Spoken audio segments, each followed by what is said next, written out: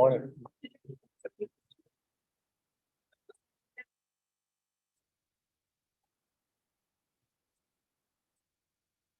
Okay. All right. Well, thank you, everyone. Good morning. Good morning. Good morning. Welcome back. Welcome back, and good afternoon, good evening, depending on where you are joining us online. Welcome to day 2 of the Global Futures Forum. We're delighted that you're back again for more, that we've made it this far, where we're almost there. But also thank you to our online audience for rejoining us. I know we had a couple tech issues yesterday. I hope we've sorted it out today, and thank you for being so patient. I know it is, as I mentioned yesterday, a learning process. We learn and we grow as civil society. I'm delighted to welcome you to kick off our second day with this intergenerational plenary session to energize us, give us a little bit of inspiration as we go forward into the following discussions for today. But not just to energize us, I think to just give us an emotive sort of backdrop to the second day of the Global Futures Forum. I'm delighted to kick off this intergenerational plenary with a poet, Karamot, who's a national award-winning poet, SDG young leader, lawyer by trade, but activist by night and day and evening and all other times. So Karamot, over to you to give us your time.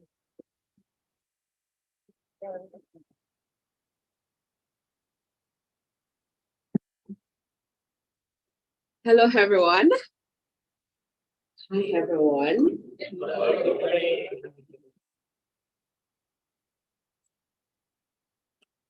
So yeah, we are welcome to the second day of the Global Futures Forum. And it's my delight to start this today's session with a poem. And today is the International Poetry Day. So yeah, very exciting. They say if you want to go fast, go alone. If you want to go far, go together. The journey into the future is not a walk in the park. It is not a tip of an iceberg. It is not just shiny dreams with no actions. It is not afterthoughts. It is collective actions to bridge the gap into the future we want. The future we want is not one that sidelines the need of an entire generation, not one that tells us we do not belong in the realm, that we cannot make decisions that affect us, that we can only be seen but not heard. The future we want is not one that trivializes our realities, not one that makes gains out of our pain. It is one that do not leave anyone behind. The future we need is one that do not exclude anyone at the table. So let us come together to build the future we want, the future we need. A future that serves everyone irrespective of how they look or where they come from. Let us come together to build a future we can call our own. Beyond tokenism. When you sit at the table, remember the ones not at the table, the ones that do not look like you, the ones that have never been at the table, the ones that were pushed off the table. Do not just speak for them. Do not just ask them their needs. Invite them to the table. Let them assemble their chairs and sit at the table. Let them voice their needs and their wants.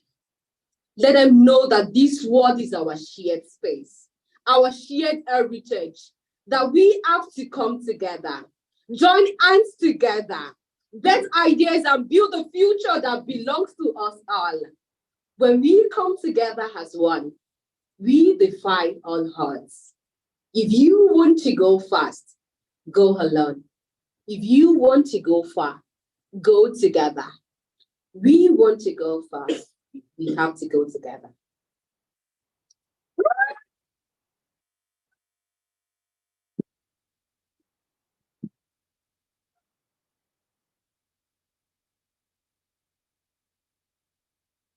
Really? Yes. What a way to start the day.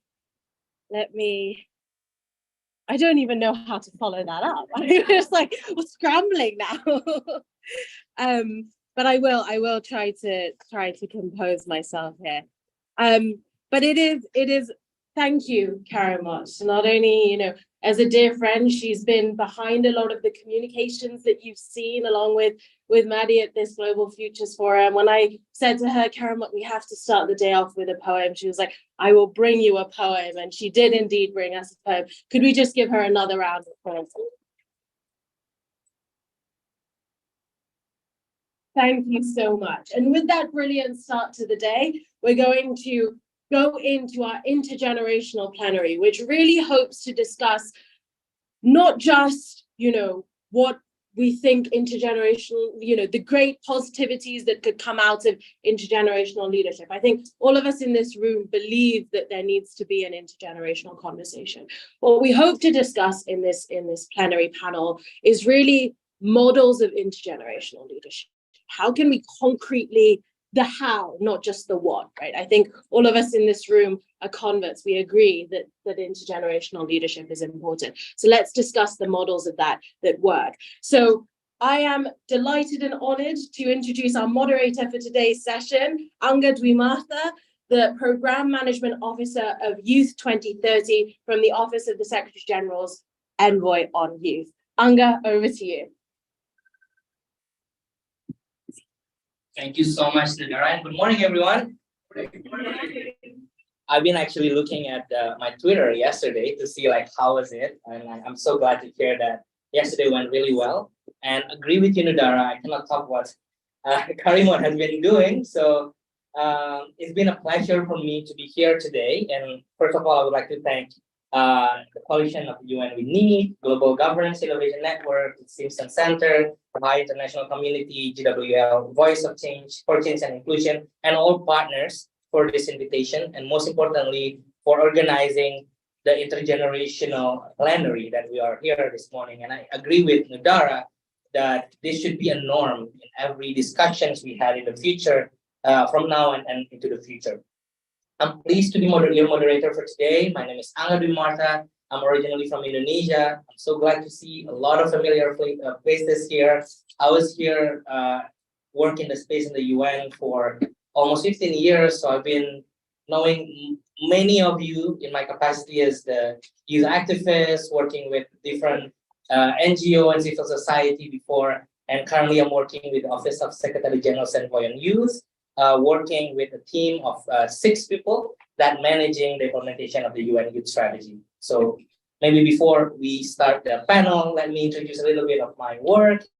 UN Youth Strategy, or Youth 2030, is a strategy that was launched by the Secretary General in 2018 to really make sure that UN is work in a coherent manner, both at the UN entities level, at the global, regional, and country level, as well as at the country level with different UNs that working in 131 countries around the world.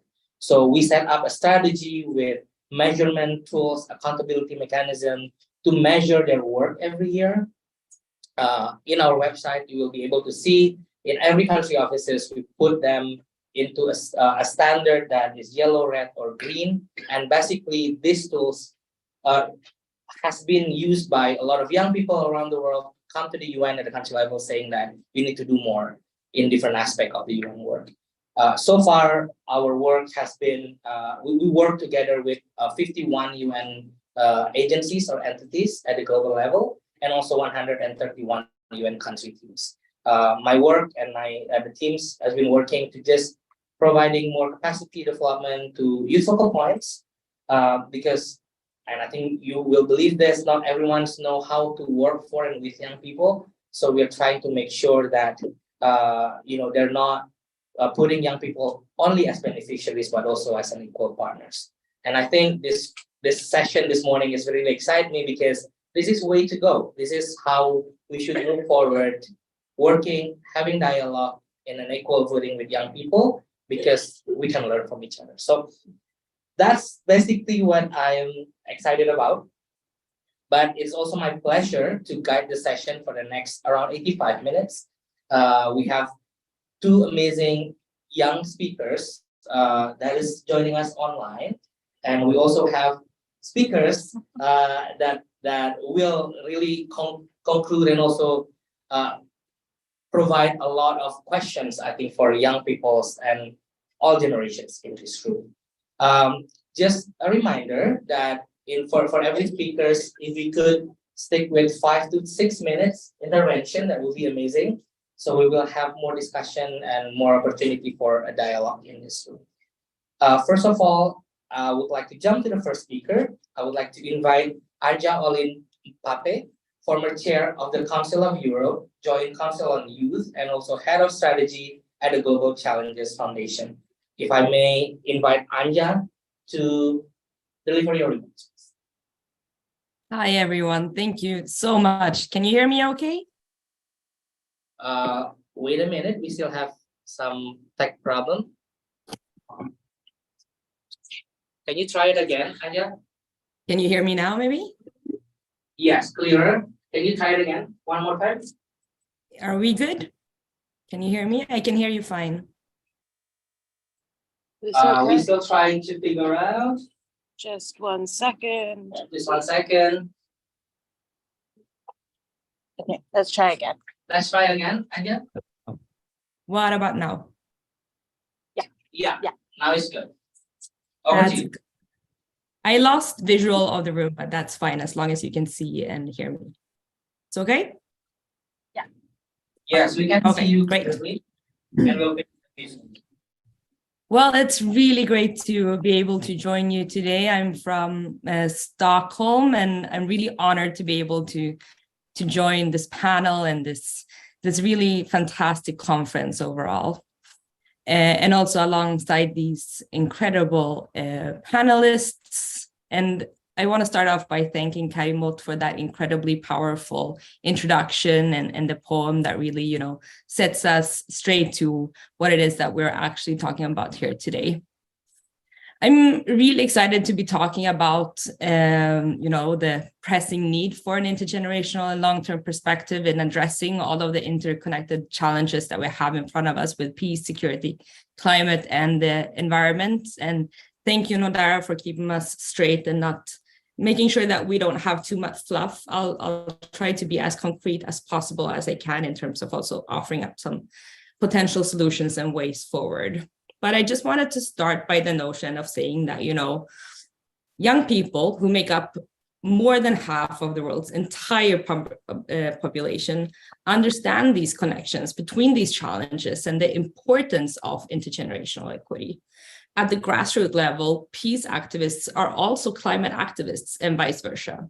They don't differentiate, and I don't think we should either. I think that to ensure a sustainable and peaceful future, we must create these spaces for young people's voices and ideas to be heard and recognized, while also remembering to ensure that we're working collaboratively across all generations to drive change.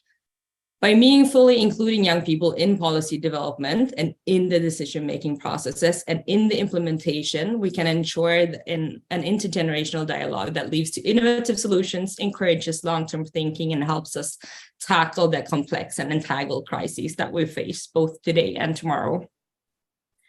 And for those interested and who know me, you know that I can talk at length about how I think that the Council of Europe's co-management structure is a really good example of how young people are not only consulted or used in a tokenistic way, but are really included in both the planning and execution of policy and budget on an international level. Our choices today will reverberate for hundreds, even thousands of years, is what the IPCC chair told us yesterday. I think that we should just let those words sink in for a moment. Thousands of years, the decisions that we're taking today. And to be able to secure a sustainable future, we must not only focus on the immediate needs, but also consider the impact of our actions on generations to come. This includes, of course, securing financing for climate resilient development, adapting our financial systems to raise investments, and prioritizing actionable agendas that bridge the gap between current and future generations. In the upcoming series of UN summits, it is crucial that we create new norms and standards when it comes to intergenerational dialogue and long-term thinking in parallel. They're crucial in facilitating this dialogue and in promoting a holistic approach to scientific assessment, in supporting vulnerable countries to by focusing on climate resilient development, and in strengthening the rule of law.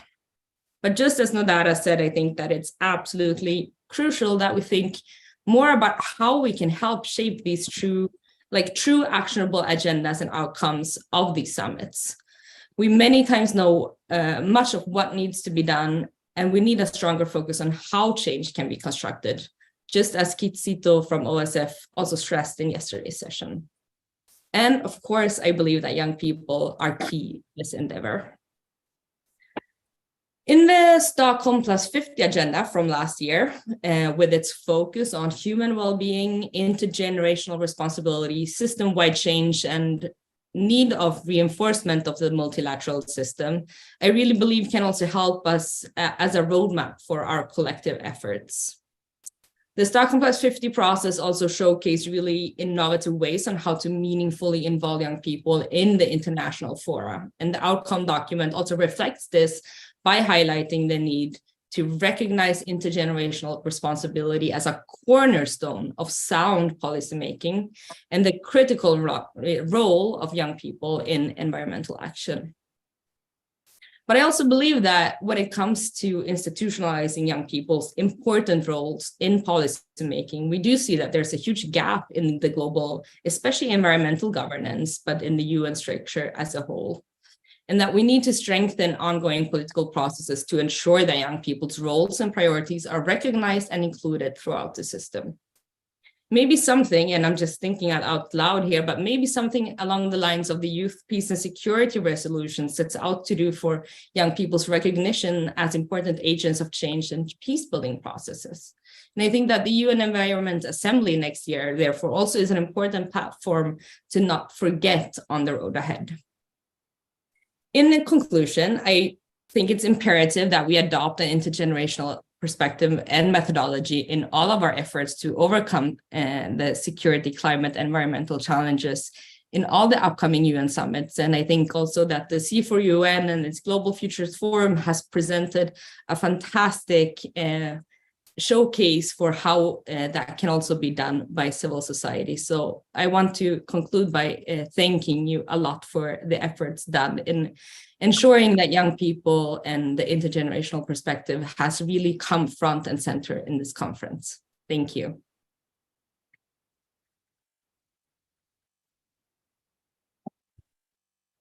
Thank you so much, Anja. I think you highlight also very important points on there's actually so much opportunities that is coming up, and it is actually a good way to go to make the generational dialogue as one of the norms. And I think one of your highlights also when you said that a lot of young people understand all of this connection starting from the grassroots level. I think this is very important for our discussion as well, because a lot of changes actually happening at the national level, and how we can engage more young people to be involved on such processes. I think that's very key. Next speaker, I would like to invite Kekasan Basu, UN Human Rights Champion, and also founder president of the Green Hope Foundation. Kekasan, the time is yours.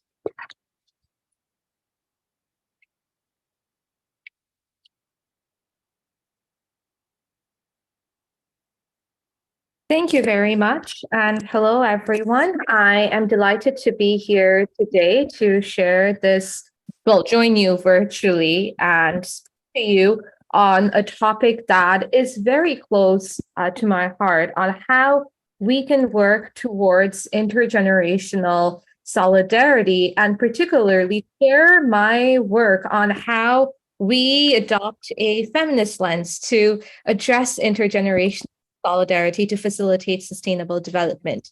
Now, we all know that our world is beset with challenges with unforeseen dimensions. So it's really in this context that solidarity across generations assumes this increased significance, as it is possibly the most vital ingredient to achieve sustainable development, collaboration between all stakeholders, And for us at Green Hope Foundation, a grassroots organization that works in 28 countries with over 500,000 people, and in some of the world's most marginalized communities, we've witnessed time and again the collaborative strengths of the wisdom, experience, energy, and ideals of both the elderly and the young people, in how bringing them together can help break the cycles of poverty and inequity that have lasted for generations.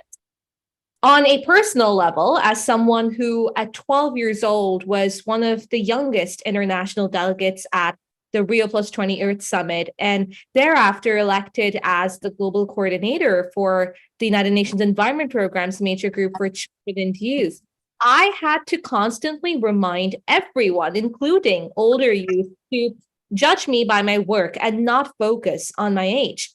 And as I established my credentials, it led to further obstacles, jealousy, cyberbullying, and even death threats. But this steeled me for the road ahead and became the guiding mission for Green Hope Foundation to become an intergenerational platform that leveraged the passion and innovation of young people and the experience and wisdom of elders to really drive the implementation and localization of the Sustainable Development Agenda. Which brings me to 2015, where at the age of 15, I was the youngest out of the 193 young people selected to represent each UN member state at the adoption ceremony of the SDGs. And that, combined with my involvement with the negotiations that led up to the adoption of the SDGs, advocating for greater focus on the change-making potential of young people and all of our diversity, it made it really clear to me that if we were to achieve any semblance of progress in achieving Agenda 2030, we need intergenerational solidarity with every single person and stakeholder having their voices heard and taking concrete actions to achieve Agenda 2030. One problem that I feel that as young people, we do have to face is how constantly young people are viewed as a homogenous entity who are often only seen as strikers and protesters who play the blame game and do not take any actions themselves. So this is a narrative that we at Green Hope Foundation are trying to change by taking actions on the ground ourselves. And even more so as a primarily young women-led organization, because as young women, we are often either identified as either a young person or a woman, and we are often discriminated against for either or both of our identities. So at Green Hope Foundation, we recognize how a person can be multifaceted, have multiple lived identities, and work to create an empowering atmosphere so that every single person, regardless of their age or any other social determinant, they're empowered by these intersectionalities. And intergenerational solidarity has always been a cornerstone of the feminist movement, where knowledge sharing amongst generations has been encouraged and celebrated. And that's why, for our work, we adopt a feminist lens when working on the ground towards implementing the SDGs, harnessing the wisdom of women and girls in all of our diversity and really of all people across all ages, so that we're able to truly implement Agenda 2030.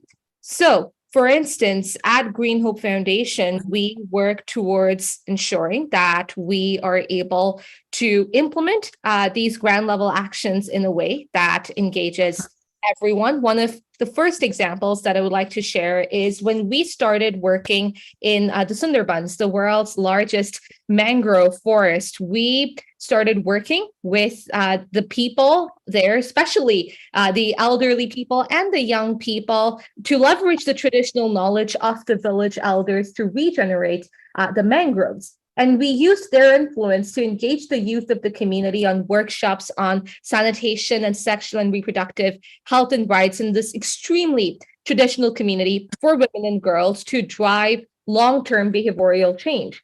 So now we have built toilets to provide safe spaces for the women and girls, stop open defecation, and provide them access to proper sanitation services.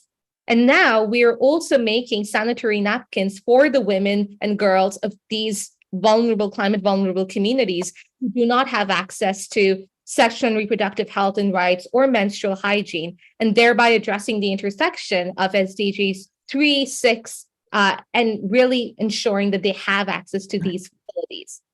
Similarly, in the small island developing state of Kiribati, intergenerational feminist cooperation was the key to bringing communities together in delivering our installation of a solar-powered water farm and distillation system to resolve water insecurity in this community. Because apart from climate change-induced drought, this community faced an influx of brackish water that was affecting their access to clean drinking water and water for their crops. And therefore, through our solar water farm and distillation system, we were able to resolve this issue through the feminist intergenerational cooperation.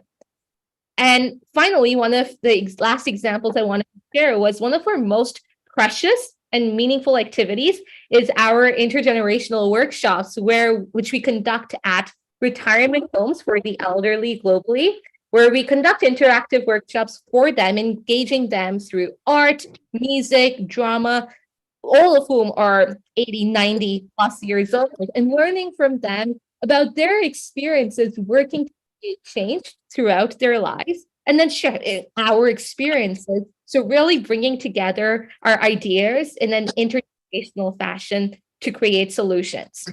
So to conclude, as we seek to accelerate the implementation of Agenda 2030, fostering intergenerational cooperation is absolutely imperative if we are to really get anywhere, because it is more necessary than ever before to ensure an inclusive and sustainable recovery. As young people, a lot of young people say that they blame the older generations for the state of the world that's today. But from what we've seen at Green Hope Foundation, it's important to move away from the blame game, understand that every generation makes mistakes and there's good people in every generation as well. And it's important for us to work with these people who have literally dedicated their lives to bringing about change and bring in the younger generations as well, so that it's really up to all of us to be empathetic, responsible global citizens who, as we navigate beyond the pandemic, recognize and address these age-related barriers to rebuild better and go forward better in a manner that leverages all strengths, all generations' strengths and knowledge, so as to truly create a sustainable world where no one is left behind. Thank you.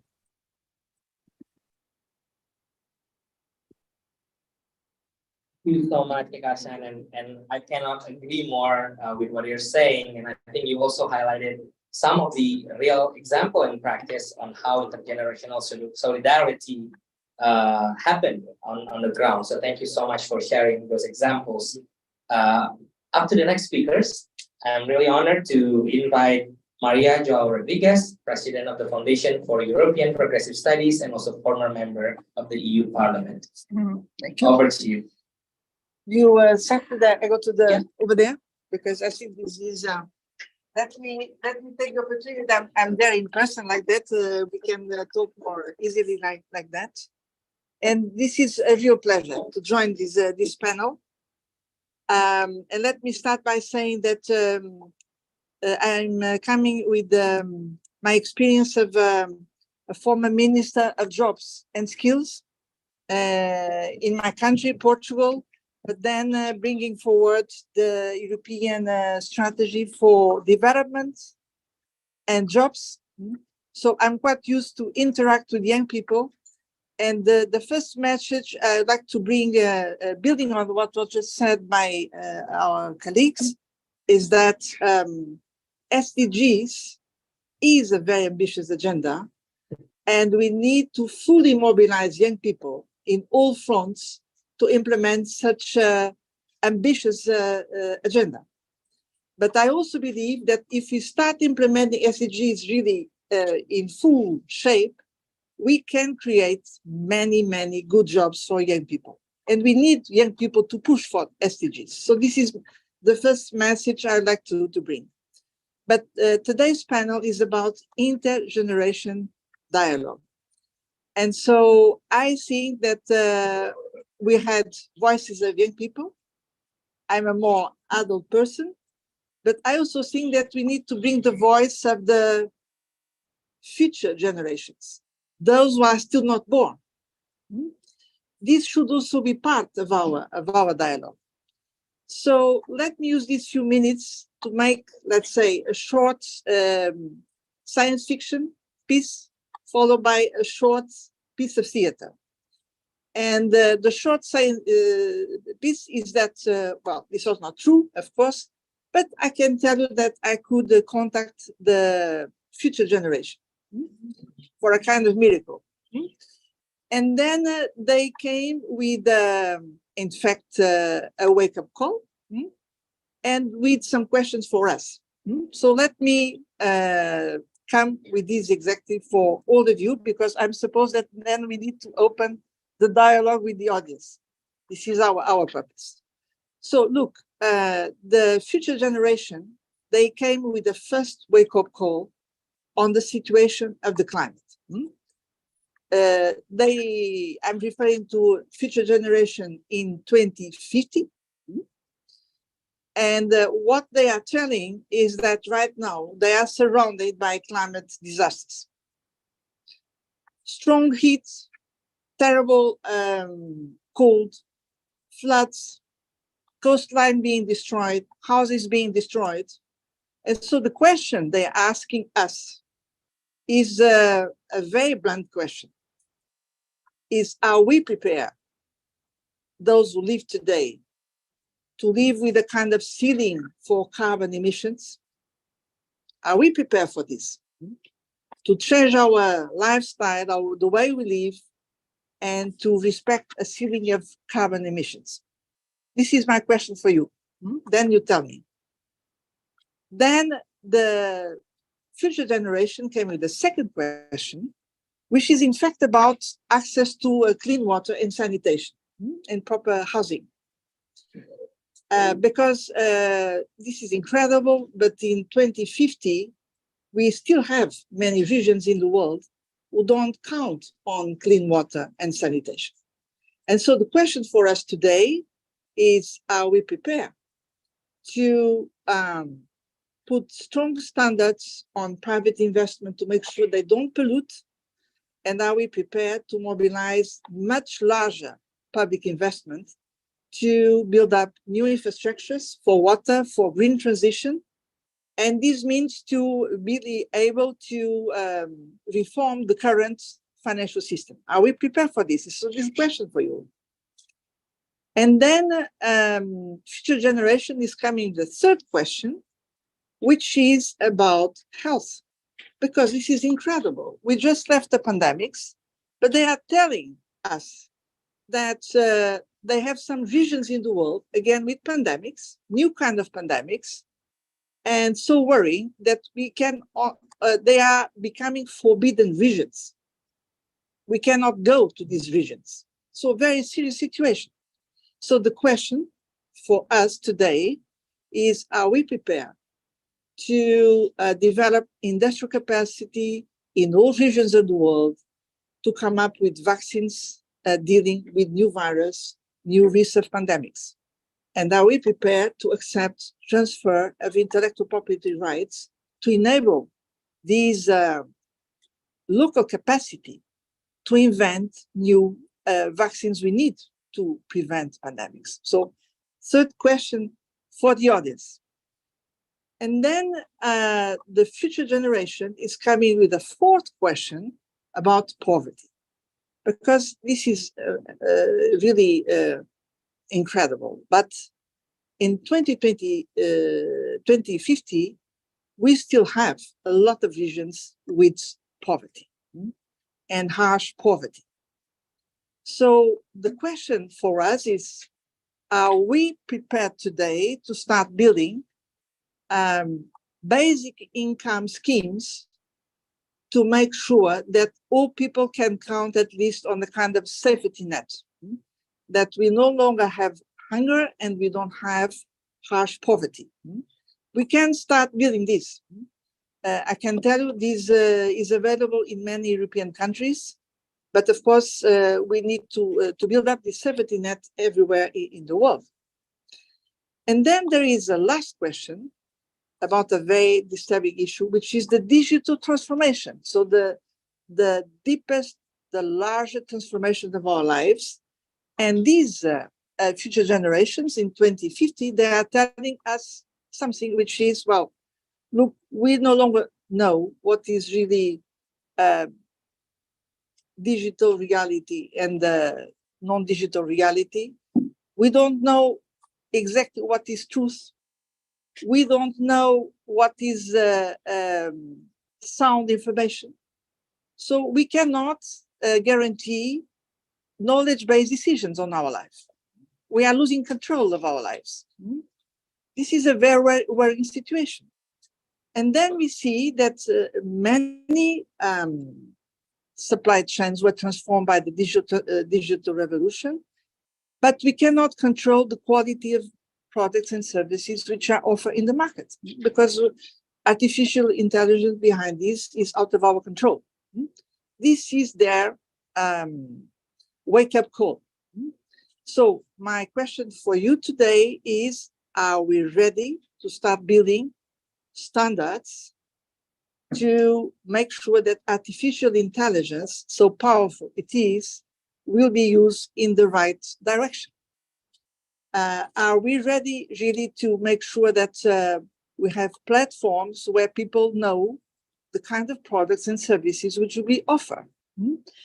This is about decisions to be taken today. So let me conclude by saying, depending now on the way you can answer to these questions, we can say that we are already starting to build a pact for the future, or we are still a bit hesitating. We are still a bit looking for better solutions. But there is something you need to know is that the Global Futures Forum was launched exactly to start with this discussion. We have already a good set of proposals, but we need more. So we need your participation. And then in the end, let's say in 2 years' time, we will ask if the Summit to the Future is really strong enough to invent a pact for the future, committing all generations, including the future generation, the still not born, and if we have a stronger United Nations system to make this pact for real. So this is my wish, and let's start the debate. Thank you.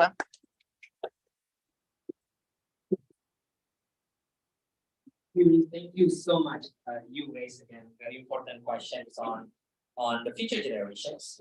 I think you also laid out very clear 4 questions from future generation that we can start the debate on. Also, maybe before we start to open the floor, also I would like to say hi to those who join us online. I know that there's 82 people joining online, and also they have some questions that we can start the debate with.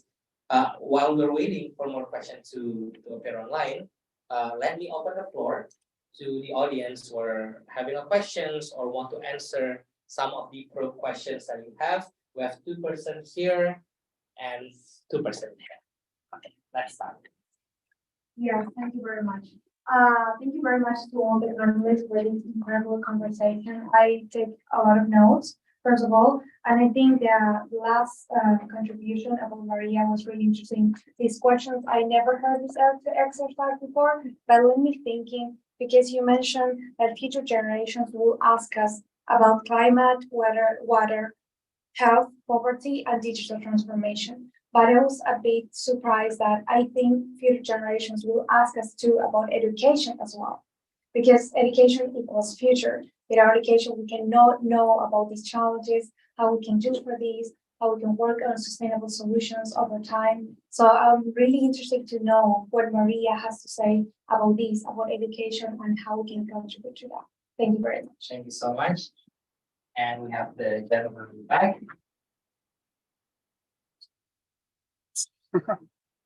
Good morning, everyone. My name is George Chien from New Future Foundation. I have a concern. First of all, allow me to appreciate the presentation by all the presenters. It's really done good. But I think as young people, we are our own enemies. because if you look at the panel, which has been presentation, it has been good. But again, I'm really concerned in terms of the inclusivity, because we talk about the young people, the future leaders being on the table as requested yesterday. But I'm asking myself, where are the people living with disability in the panel? We are here. I happen to be, I don't know if there's any other, if there's any other person who comes from the other side of the world where I come from, but I'm asking myself again, where do we put the low, the middle income countries or the low resourced countries in this platform? Because we are talking about the Global Future Forum. The Global Future Forum is not made up of Americans alone or the Europeans alone. It would have been my wish to see an African on the panel representing the voices of the people from the other side of the world. It really breaks my heart to see that we talk about the future of these people, but we kind of put it in a way that they represent, but they're not included. It is not them to come here. It is us to go to them, because this is the assumption that most of us have it, that it's up to the young people to come to the UN where the policies are made, to enter into those rooms where decisions are made, which in real sense, it should be the other way around. The policy makers, the leaders need to reach out to these people. Come to the slums where I work in Nairobi. Talk to these people, the people who have no future. I was looking at what is happening right now in Kenya. The leaders are mobilizing young people to protest. I mean, it's a good thing, yes, but at whose expense? If they're short, who is losing? It is not the leaders. It is us young people, because that person who will be short, it is someone who, if given an opportunity or empowered, would make a change. So I think we need to think outside the box, because we want to go into the boardroom where the decisions are made, but we need to have a very clear agenda of what we want to put to the policymakers. I'm very much happy that the office of the UN envoy is fully represented. But again, let us think about those people who are down there. Secondly, is about when we talk about issues of young people, it is good. But again, we are usually constrained with hurdles. For example, if you want to apply for a grant, I really love what the lady had shown us. We also do more or less making napkins for the poor girls living in the slum area. And we try to empower them in a way that they are able to stand alone, be able to access grants or whatever, so that they can be able to start a business. But if you look at the list of requirements, you will be given like 15 or 20 items that you have to fulfill. These are people who don't have access to this. So I think it's also high time, as much as we'll be coming up with a declaration or a way forward, we need to make the system easier for the young people to access these opportunities. Because we cannot just say, young people come to the table, but we have like a million things that they are requirements that they have to fulfill in order for them to be in a position that we want them to be. Thank you very much. Thank you very much.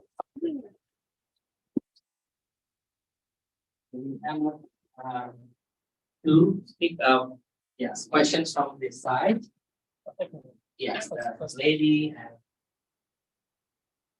And after that, we're going to take pause and open the next. Thank you. Thank you very much. I prepared some notes because it is an intergenerational meeting after all. My name is Frances Zainadin, representing the International Federation on Aging and Seroptimist International. We all want a better place, not only for ourselves, but for the generations that succeed us. I don't want my granddaughters, now aged 13 and 10, to be still fighting for their rights when they reach my age. I recall the days when women had to fight and are still fighting for a seat at the table to participate in decision-making about their own lives. I remember sitting with a female colleague, the first two in the conference room, waiting for a meeting to start and to be greeted by male delegates entering the room who said, "Oh, nobody here yet?" We didn't even exist for them, although we were visible. I remember when Ambassador Anne Purkis of New Zealand, a woman, came into the room and was asked by a male delegate to pick up some coffee, which she did, and then sat down to chair the meeting. I remember the first UN conference on the environment in 1972. I remember the adoption of CEDAW in 1979. I remember the adoption of the Convention on the Rights of the Child in 1989. And I remember the adoption of the Convention on the Rights of Persons with Disabilities in 2006. Which part of leaving no one behind do member states not understand? As you might have noticed, I'm an older woman, and now already in my future, with only a few more years to go. What does the future mean for a person? 1 year from now, 5 years from now, 10, 20 years? If you are poor, hungry, and ill, your future might be just a few days. Would your life still matter? I thank the youth for their determination and rejection of tokenism. We women also despise tokenism. And as older persons, we know that ageism and age discrimination also affect you, sanctioned by harmful customs and tradition. But we have much more in common with issues of health, hunger, education, skills training, employment, economic security, participation in decision-making for our lives. I am the older person of today, but make no mistake, you are the older persons of tomorrow. We must all insist on a life course approach in government legislation and policies. I urge that intergenerational solidarity should not end up being intergenerational competition. There are enough recommendations already, enough declarations, plans of actions. What we need is action now. Thank you.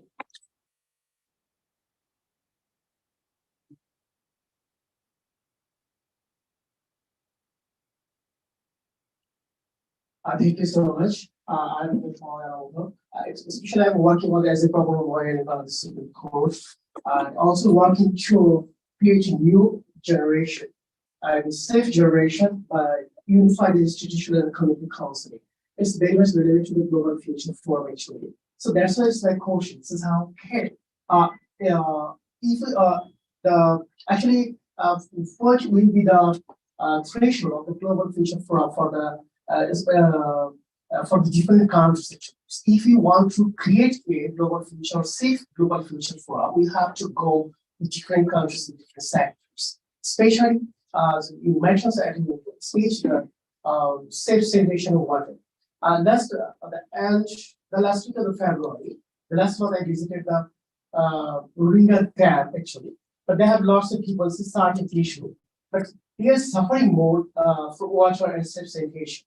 So what will be the main target and how can we resolve this certain issues? So what raising in the different certain circumstances? So if we are identify the specific solution or a specific thinking, how can we solve these certain issues and how can we ensure the safe sanitation of water for the group of people, what can the raise this certainly. So it will be the helpful for the ensure the safe water and sanitation. So that's the questions of how can we do that for such types of people, especially where the religious people, the refugee people are living together or living together. Thank you so much. Thank you so much. We're gonna take a pause and let the panelists answer some questions, but let me jump in also to just give one more question from the online audience. We got a question from Osam Morris from South Sudan. The question is, how can the UN how countries that pass policies or law that meant to include participation in decision-making, but hardly implement them. So when you have a policy, but then, yes, having policy is one thing, but implementation also the other thing. But I would like to thank the four audience and also sharing some perspective. We have, perspective how about education, also the questions about inclusivity and also funding for youth action, and who's on the table and who's not on the table has been discussed as well. There's also a discussion or on intergenerational collaboration, not intergenerational competition, and also water and sanitations and how we could address it for vulnerable communities.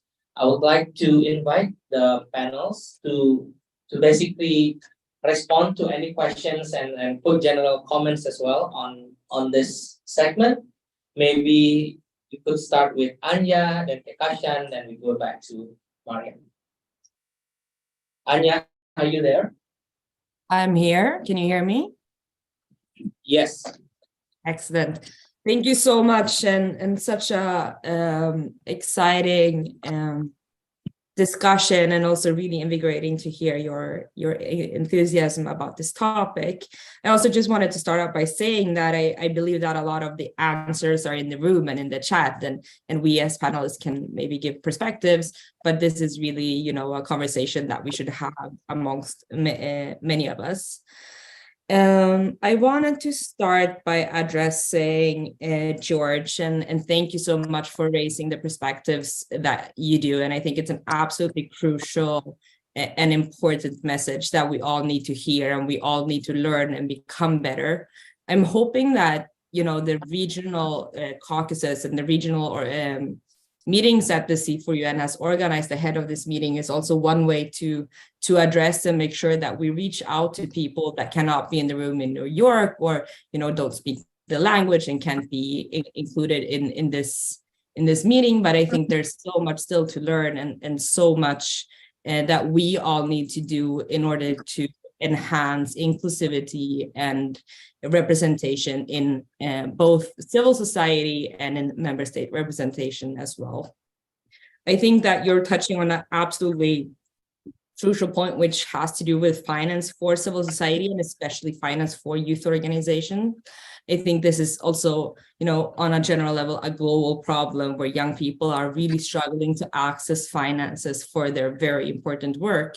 So as long as we haven't even recognized the importance of young people's contributions to, implementing the SDGs for climate action and for peace and security, we haven't even, gotten to that point where we are ensuring that there's also sufficient money to do so on a local level. And I think it's something that is really important to address.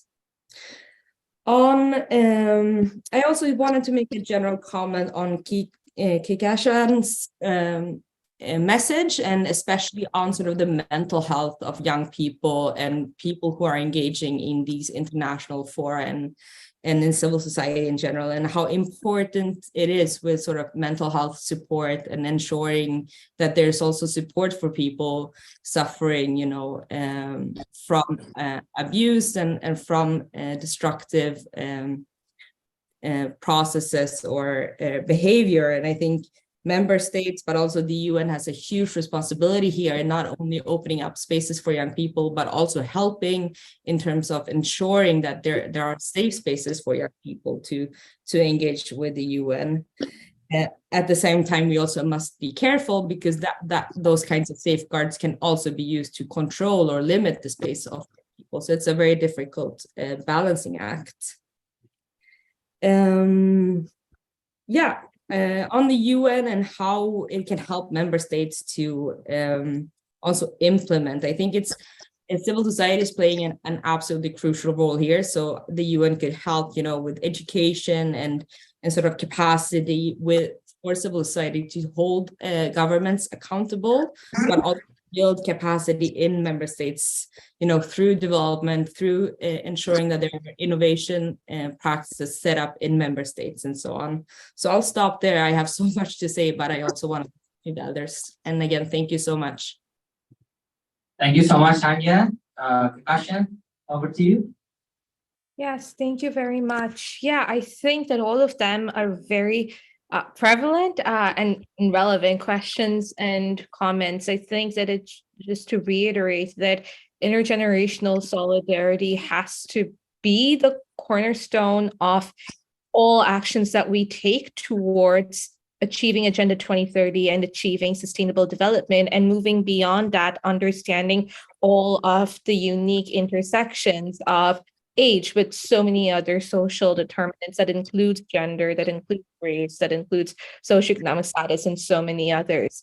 So just to reiterate that it's important for us to move forward with this multifaceted approach that takes into account every single person's unique lived realities, and that every single institution and stakeholder can play a role to facilitate all of this. I think the UN has a very important role to play in facilitating that from the highest levels of policymaking. And speaking as a grassroots actor, I think that we are doing our bit in order to facilitate this, and there's a lot more that can be done as well. So what is really needed in this aspect then is bridging the gap between the top-down and bottom-up processes, so that we're kind of able to meet in the middle and really bring everyone together to create that positive change. So it becomes intergenerational, it becomes multidimensional, and then all work together. We can all work together to create that sustainable future. Thank you. Arya, over to you. Yes.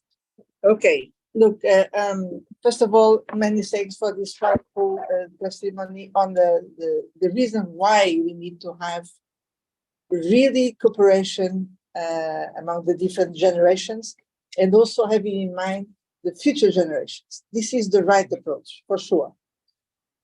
But then let me come to your question about education, because look, the current young people generation is the most educated ever, but we still have a lot of deficits when it comes to access to full education everywhere in the world. So this is a very serious problem. We could have a much more powerful young people if the universal access to quality education is really provided everywhere. And this is not the case. So education should be envisaged as a right, as a fundamental right. And let me tell you that the right for the 21st century is not only primary education or secondary education, it's access to lifelong learning. This is the right kind of education, right, we should push for the 21st century. So we are still far away from this. But the other thing is that also because of the digital transformation, we know now that high-level education needs to prepare all of us to deal with the digital transformation and to know what is sound information, what is not sound and quality information. We need to be able to make the distinction, because our life's chances will depend on this. So this is even more important. I cannot just forget that I was, as a teenager, when I was a teenager, I was part of the democratic revolution in my country to make education open to everyone. The young and the adult was one of the most important outcomes of our democratic revolution. But then, look, what I really think is that if you want to have a real pact for the future, we need to involve all generations, but also all countries. And that's why I'm so grateful to listen to the strong African voices. Because let me tell you something. We need even more stronger voices coming from Africa and other regions which are struggling to implement SDGs. And my critical assessment is very clear-cut. When we come here to the United Nations environment, we see that everybody's saying, well, SDGs is for all countries. There is an agreement on these, and each country is in charge of this. Let me tell you what I really think about this. Of course, each country has a responsibility to implement SDGs, for sure. Nevertheless, some countries, even they want they don't have the conditions to implement SDGs. This is the real truth. They don't have the conditions because they are too much indebted, because they don't have the financial resources, because they are dealing with also problems of corruption, because they are dealing with wrong trade agreements, because they don't get the chance of industrialization, but with a low carbon path, because this means to have new technological solutions. This is the situation we are in.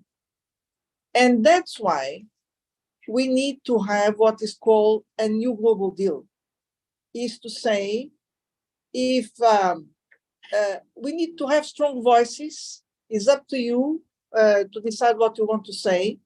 But from my viewpoint, the global south should say to the global north, look, you want us to take another role, to industrialize ourselves and to develop ourselves.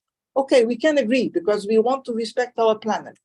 But in this case, you should give us the necessary technological support, co-creating new solutions, and you should give us the necessary financial support. Because you are richer countries, because you could take another role. But now you are telling us that you can no longer take the same role. You need to take another role, low carbon. So we need to make rebalancing of the way our world is working. So this is the kind of strong, open frame talk we need to have among us, giving voices to all generations in all countries. This is my little provocation.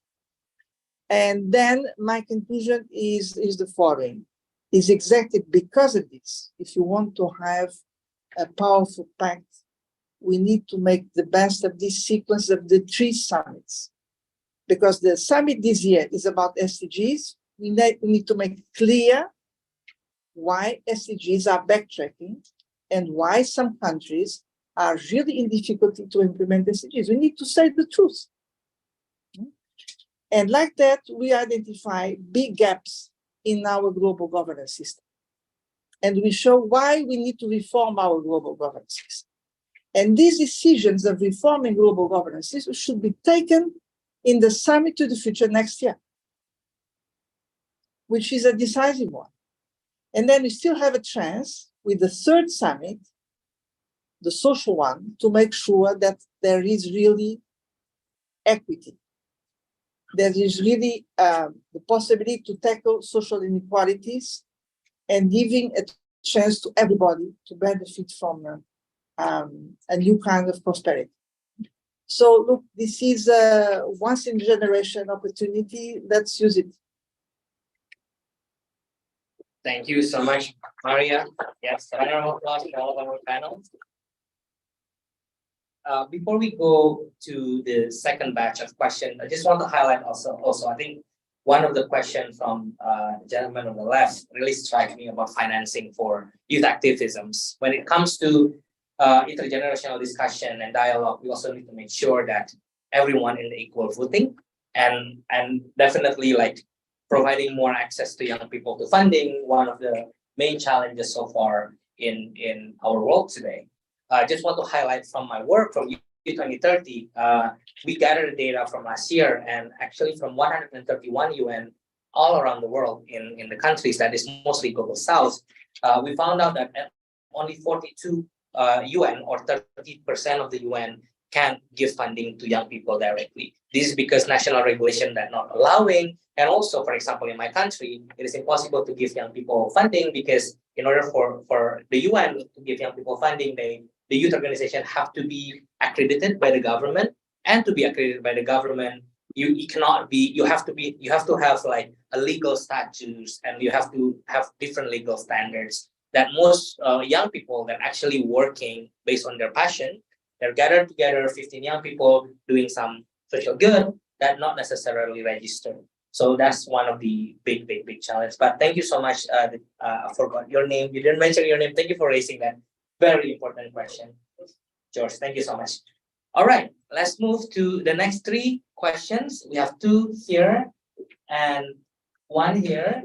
Gonna pause there and open the third question.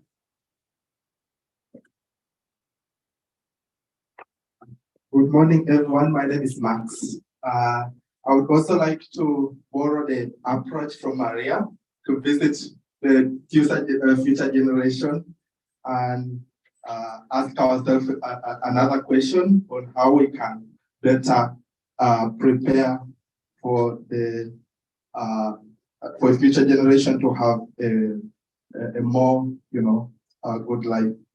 And I would like to do that by, visiting the current what's happening in recently, and we live in the 21st century where disasters are becoming like a new normal. Day in and out, something is happening somewhere around the world. But each and every one of them, you all agree with me, takes us as a surprise, finds us when we are not ready, still for it. And it's always a struggle, to cope or struggle to recovery. And that what is always coming up and up. So then the future generation asks that we have something similar like that happening in the private sector, which is called insurance, that people put money together with the view that if something happens to one of the people in the pool, they get sorted out with the money. And then you continue to contribute when someone else gets a disaster, and then it's sorted, and then it goes on. And everybody at the end of the day is good. Then the future generation asks, why are we prepared today to have a humanitarian or disaster insurance scheme or fund, whatever we can call it, so that when something happens in the future, there is some money somewhere where everyone puts, or every member state or every organization or individuals puts together, and then it helps to recover whoever is affected. So that is my question. I think it goes directly to the finance architecture working group or thematic track to look into it if it's not already looked into, so that we could think about having a global humanitarian insurance scheme or fund, whichever name it may be, so that the future generation does not have to suffer the same or take long to recover from disasters like we are doing in this 21st century. Thank you.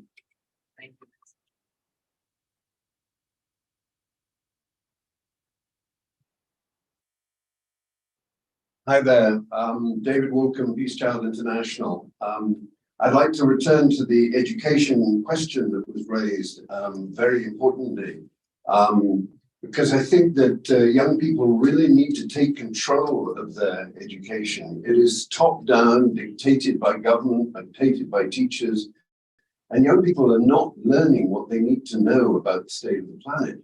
I still go to schools and find kids who can't tell me what sustainable development means, who have no idea what the 2-degree threshold is. It's really hard, this stuff, the complexity of the challenges you're facing are enormous, and they need to be taught from K through 12, so the kids really come out of school understanding that. Also, we know that a lot of education doesn't work, A DFID study from the UK discovered that 50% of kids leaving schools in Ghana didn't know how to write their own name or how to use a condom. And that's after 4 years of education.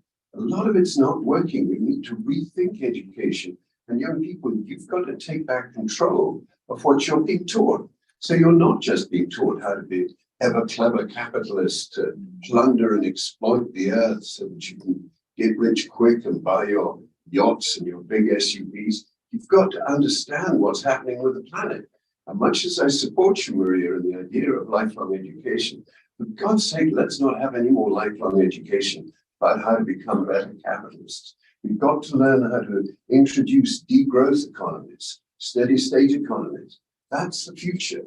And for goodness sake, let's young people get out on the streets. Don't listen to your teachers who are telling you the old economies. You've got to learn the new lessons. And if you don't learn it in school, step out of school and learn it elsewhere, because that's the challenge that you have to take into your own hands. Good luck.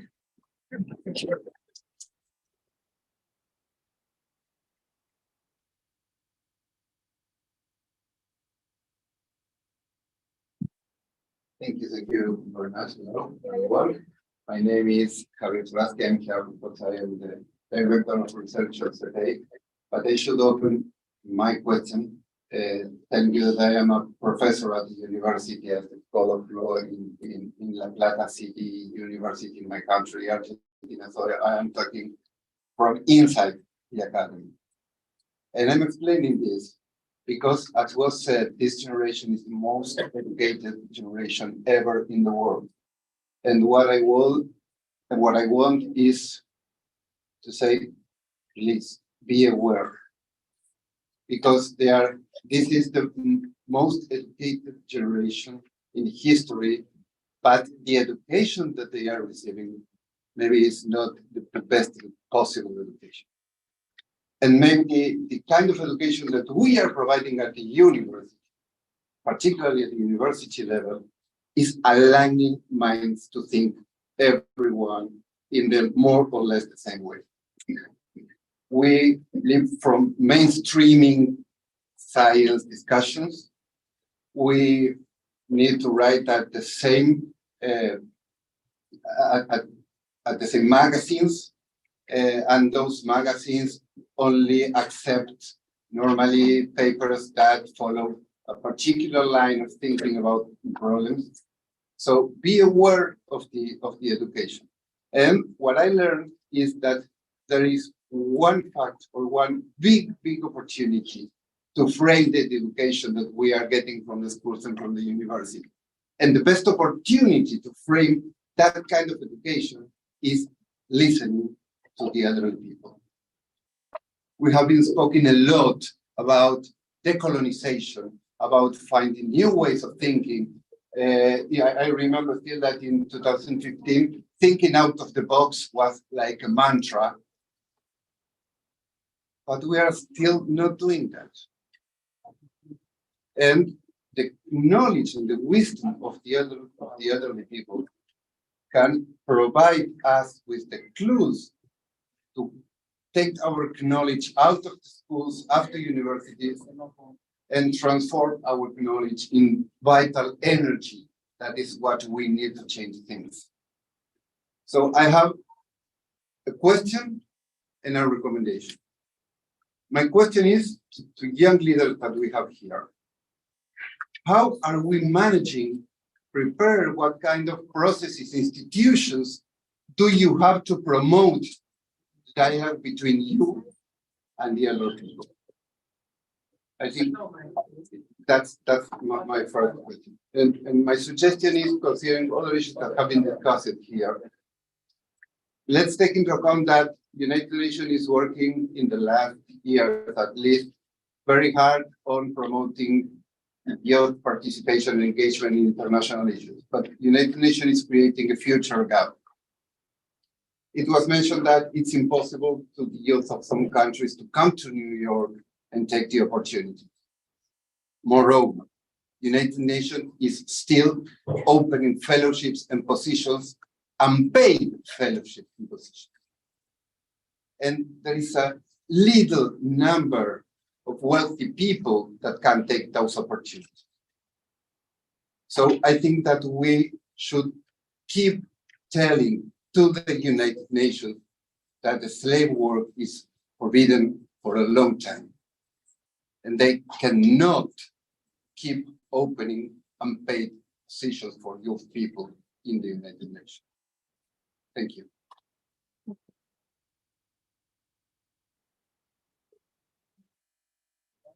The lady in yellow and what we're going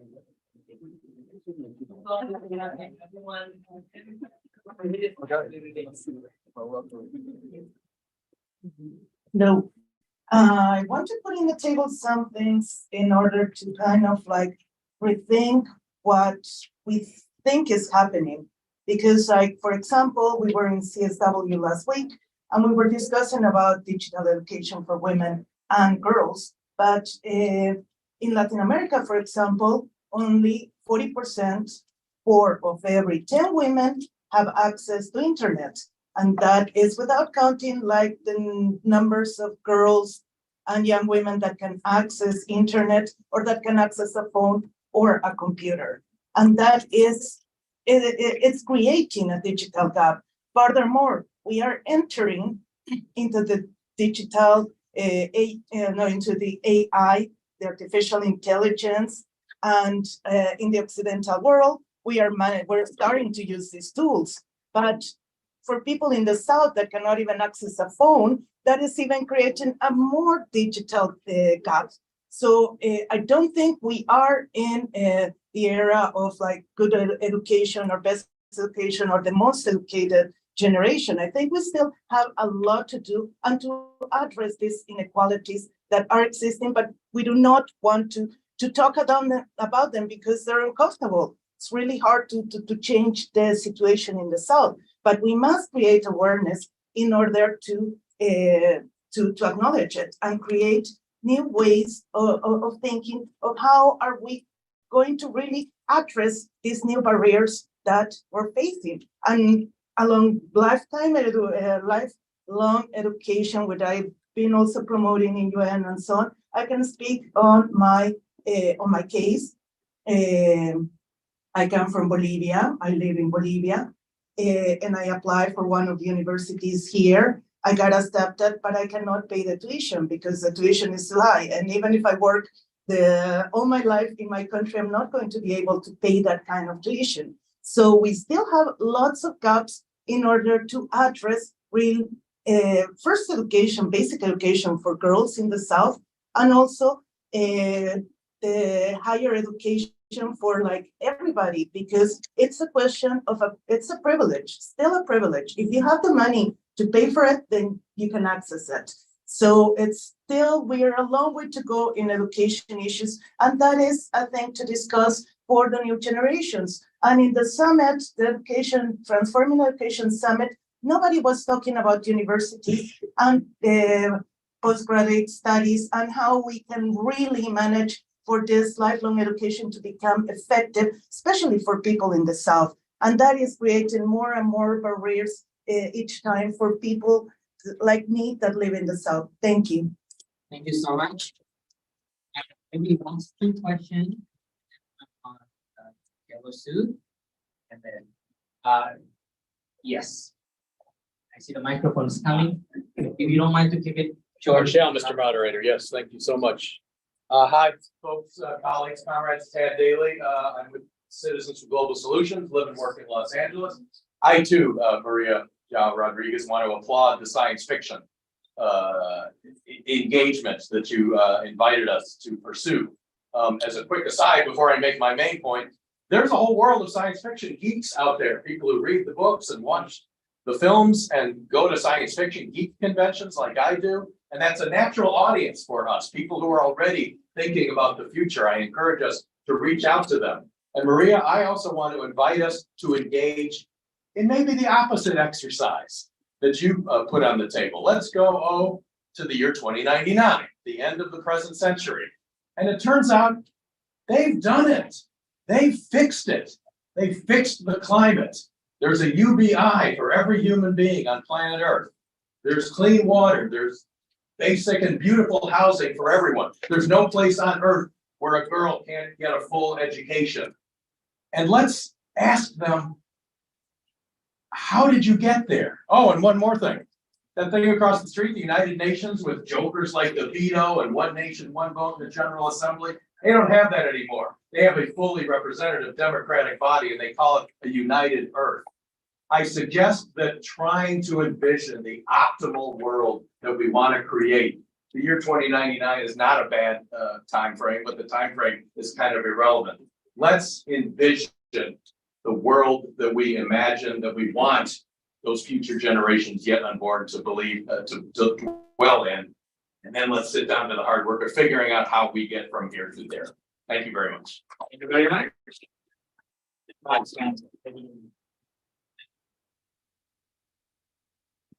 morning, everyone. My name is Ruth Spencer. I'm from Antigua and Barbuda, Caribbean island. I've been listening to the different presentations, the comments, and I think the young lady, we hope that's the organization. I think she hit the nail on the head when she said we as CSOs have to be the links. At the local level, there are many people. They don't follow your emails, they don't understand your terms, but they trust us. And we have to be that link to get their knowledge, to get their ideas, to be translated from local to global. They don't have a voice, but we, these CSOs, we have to be passionate. Our work has to impact them, our lives. And once they trust you and respect you, the change will come. But we need that engagement. We need that connection where their ideas, they have answers for their problems. They don't really need us, but they need us to listen. They need their ideas to be respected. And I hope going forward that the knowledge from the older heads, from the people who went through all these crises before. They didn't have a plastic crisis. They lived sustainably on what they had in their regions, but we have imposed so many things on them, and life has become difficult. So I just want to say, as CSOs, let's educate ourselves, let's hold our governments accountable. They've signed on to all these conventions. We have legislation. Let's hold them accountable. The problems in countries can be solved using the knowledge of the people. I really believe that. Thank you. Thank you very much. That's it. We close the question segment. We have 5 minutes left for the session. I just want to quickly go through the panels again. Maybe just a quick reflection from each of you, and also give us some departing remarks as well. Maybe I can start this time with Kashan, then Anya, then again to Maria. So Kashan, over to you. Sure. Thank you. And thank you for highlighting the importance of education. I know that there's this huge gap that does exist now, but in my concluding remarks, I would like to share a message of hope, which is a ground level action. With our work at Green Hope Foundation, we now have started a solar-powered Academy of Hope for women and girls in rural Bangladesh, a solar-powered computer lab providing STEM education to girls and women in rural India, and a solar-powered computer lab in civil war-torn Liberia in the rural communities there to provide them with skills-based education. So in that, I wanted to share this because a lot of the time, it seems very doom and gloom when we're talking about sustainability, but I wanted to share this message of hope that it is possible to bring about change, and that we coming together in all of our diversity and sharing our unique views and perspectives, it'll enable us to really truly join hands on achieve Agenda 2030 and achieve a sustainable world. Thank you. Thank you so much, Kashan. Anya?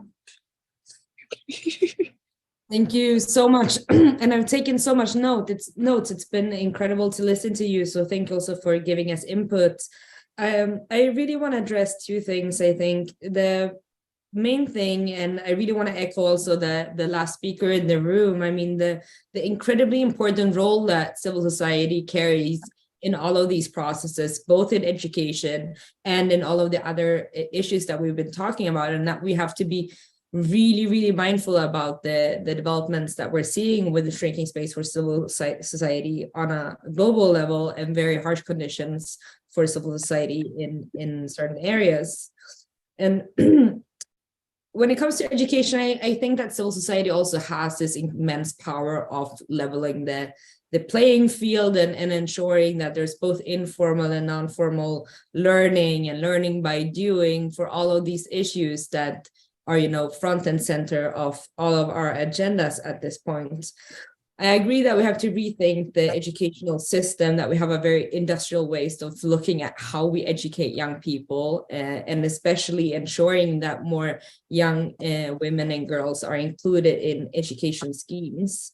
I was really happy to hear that someone brought up the Transforming Education Summit, because there's a lot of good, I think, recommendations and aspects of these issues from that conference, and I'm sure someone in the room could also talk more to that.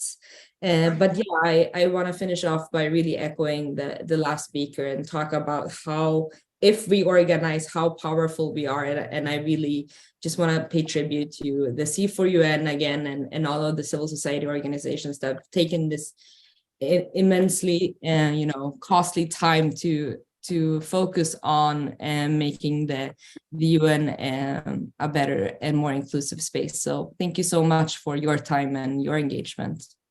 Thank you, Anya. Maria. Okay, let me go again to the podium, because I think this is perhaps more. Look, first of all, many things. It was exactly our purpose, is to have this debate, such a rich debate with so many ideas coming. And so we are taking note of all these for the conclusions we'll draw from this great gathering, our first Global Futures Forum. And I will take your challenge. Now let's reverse the exercise. We are not starting from a tragic scenario for the future. We are starting from a good scenario for the future, because this is still possible. We need, of course, to have all this strong hope and engagement. This is possible. So let me start for the good scenario for our future generations and for ourselves. And I will start exactly from the last intervention to highlight what the main points for such a scenario to become really possible. I think the starting point, in fact, is to build on people's wisdom. I completely agree with you, because we have basic people's wisdom, knowing by intuition what is the way for us to live with well-being, but also respecting the planet and nature, and to keep this balance. Many people do have this basic wisdom, and we need to build on this. And this intuition should be translated into our education systems, because in fact, we should not educate young people and all people in general to aim for great growth, whatever the price, destroying the nature, creating a lot of imbalances. No, we need to say that we can have well-being in a sustainable way and with equity. These are key words of a good scenario, a good vision for the future. And education should prepare everyone to be an actor of this scenario. So indeed, education plays a central role. But then, answer to your question, what kind of system of global governance should we have to make this possible? Well, let me start with Max's proposals. Max, many thanks. Really, the kind of proposals we should receive in this forum. Because if you want this good scenario for the future to happen, we need to start today building insurance mechanisms to prepare everyone in face of natural shocks, catastrophes, disasters, and also of social risks. And this is possible. We can build up the financial instruments to provide this insurance in face of a climate disaster, in face of social risks such as unemployment or disease, or preparing also for retirement pensions.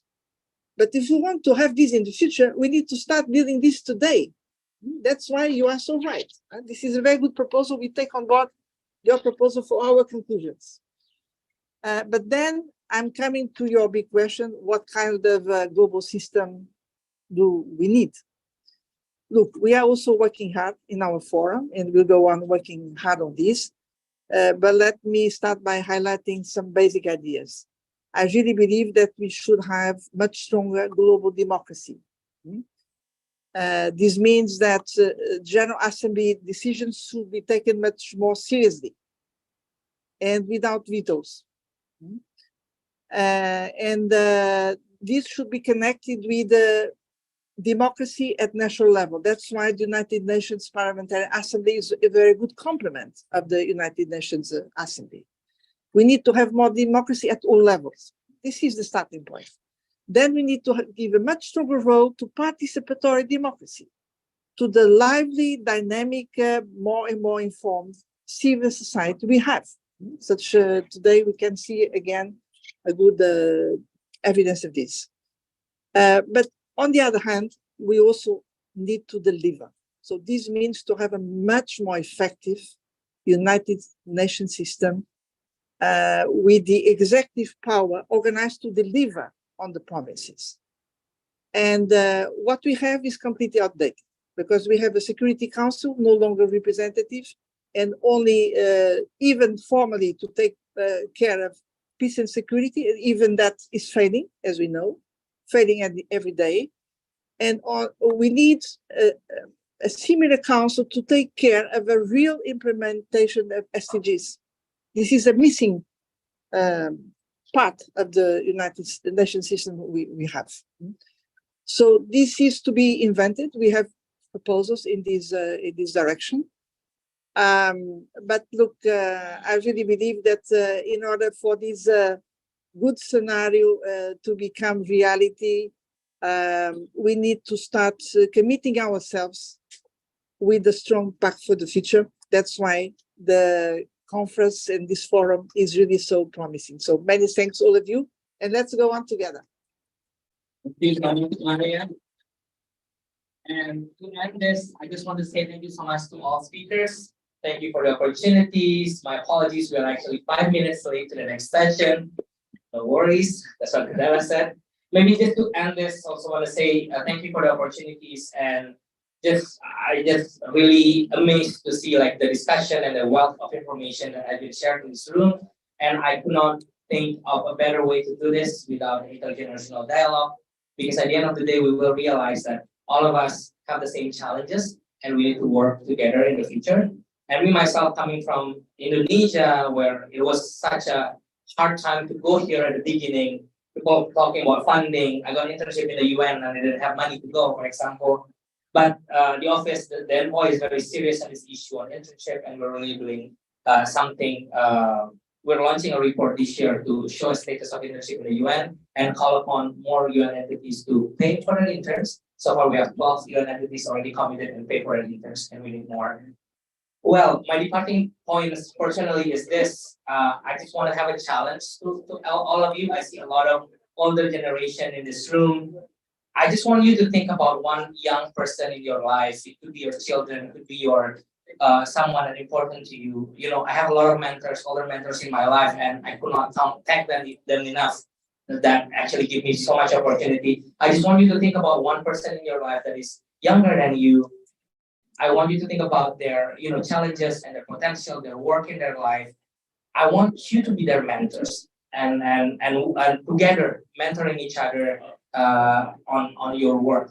And from tomorrow, I want you to be their mentors and work together with them, give them space, opportunity, and investment. And hopefully next year in the Global Futures Forum 2024, you can bring them here and you can have them in the table together with you to debate about it. Thank you so much. And yes, over to you, Nibara.